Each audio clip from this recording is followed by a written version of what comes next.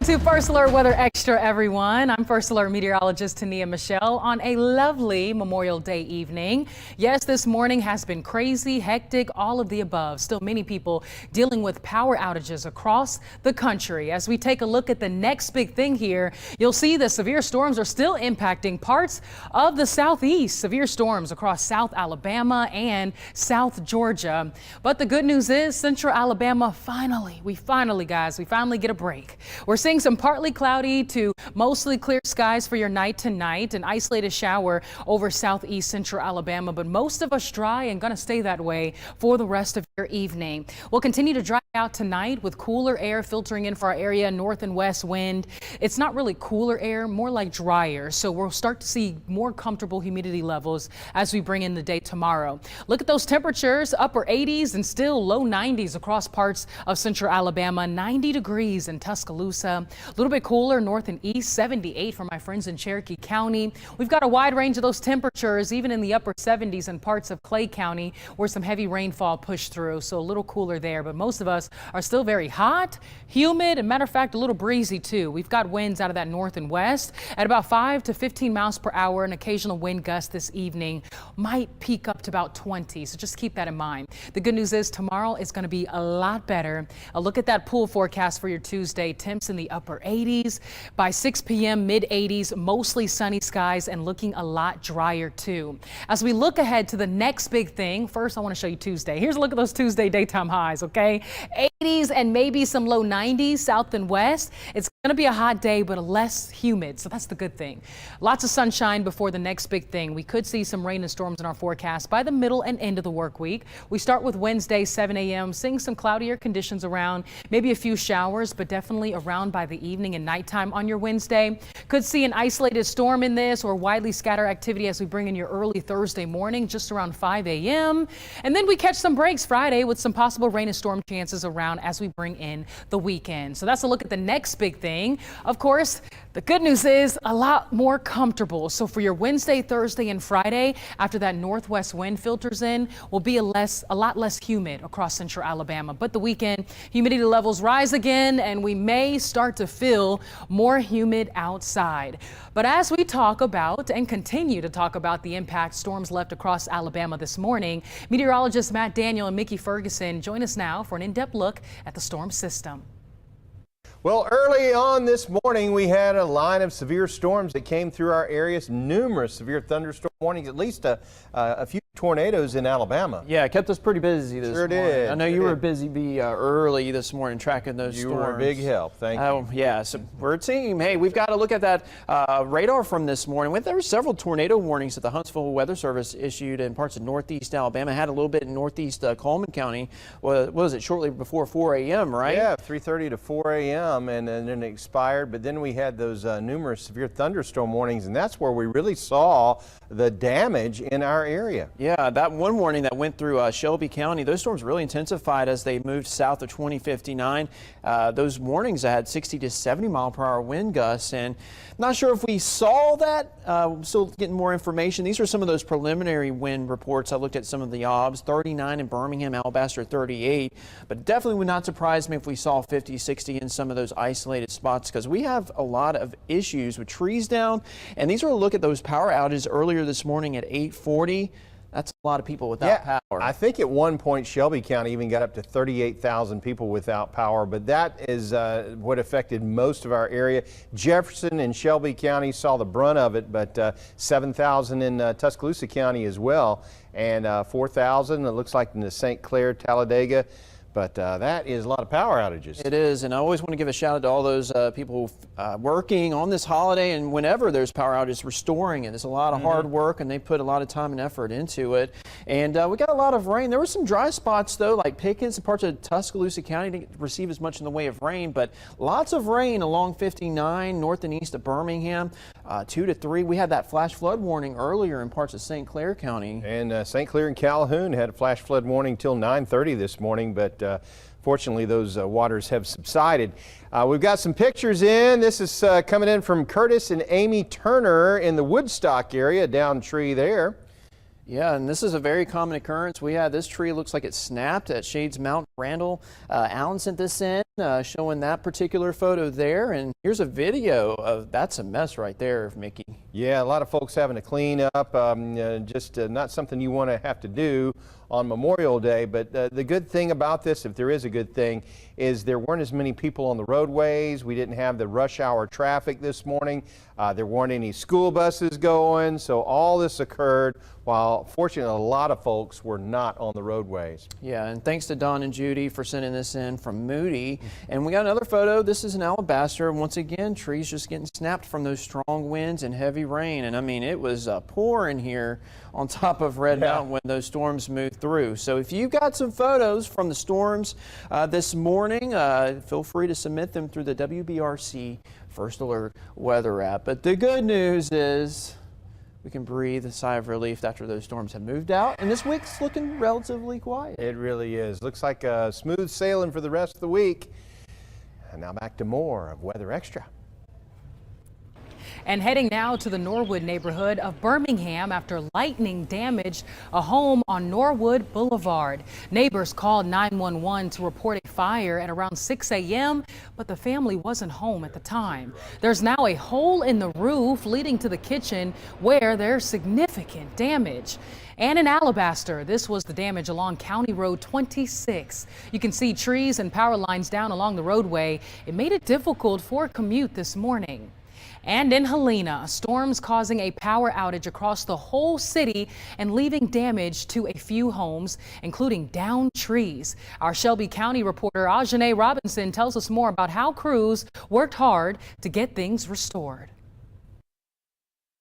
On Highway 95 in Helena, a huge power line was destroyed after a tree fell on top of it, knocking out power for several folks in the area.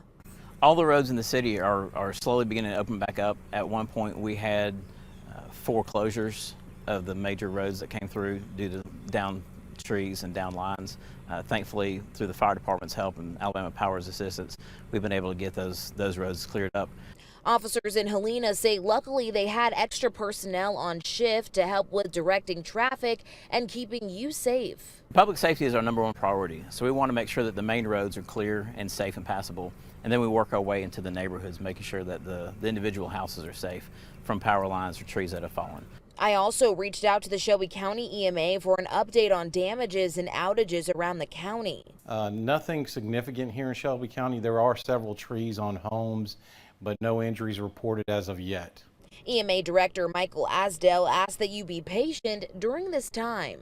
I just want to give a shout out to the utility companies that are working in any kind of disaster, and just be patient with them. They're trying to restore power as quickly as possible.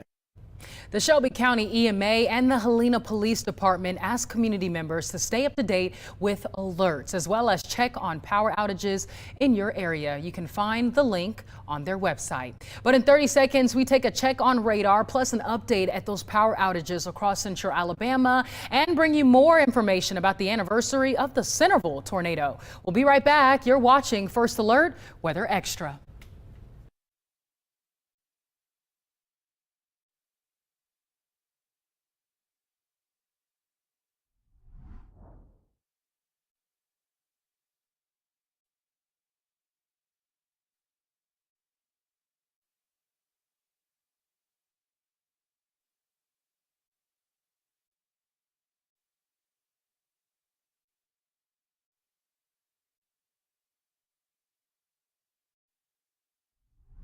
Welcome back to Weather Extra. I'm meteorologist Tania Michelle. As we look at those current power outages, we have this one cool system here in our system at WBRC that shows power outages based on the number of homes in different counties that are still being affected. So around 1,200 homes in Shelby County still without power. That's the area that had probably been hit the most, Helena, Alabaster area, but other counties still seeing power outages, around 2,500 in Tuscaloosa, 4,000 in Jefferson County, and near 100 there in Clay County. And I know people are ready to get their power on and kicking because they need some AC. Take a look at these feel-like temperatures across central Alabama. It still feels very hot across the area. Some areas feeling like the low 90s, like 92 in Pickens, 91 in Tuscaloosa. Others of us feeling like the upper 80s, like 87 in Cherokee County. But it was 51 years ago today that an F4 tornado struck Brent and Centerville in West Alabama. It caused catastrophic damage over 6 counties, killing 7 people and injuring 199. Our Brian Henry joins us now with how the city is remembering that day.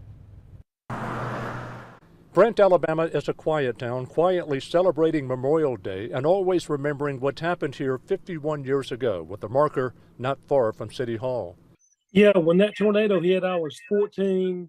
Centerville Mayor Mike Oakley recalls all too well what happened that night, one he never wants to experience again. Mike Oakley's dad owned the local newspaper at the time in Centerville. And the whole neighborhood around the hospital was devastated. The hospital was not hit. One nurse, a Filipino nurse, was killed who lived in an apartment above a garage next to the hospital. A few miles away in Brent, the photos tell the story of a town shredded and ripped to pieces. The locals said 90% of the town had been destroyed after surveying the damage the very next day. You couldn't get from Brent Center, and it was trees and power lines and just chaos and sparks going off. The names of the 5 in Brent who died that night are forever memorialized. People like Bertie Mae Doolittle, Tom Green, and Andrew Mitchell. Oakley recalls a miracle.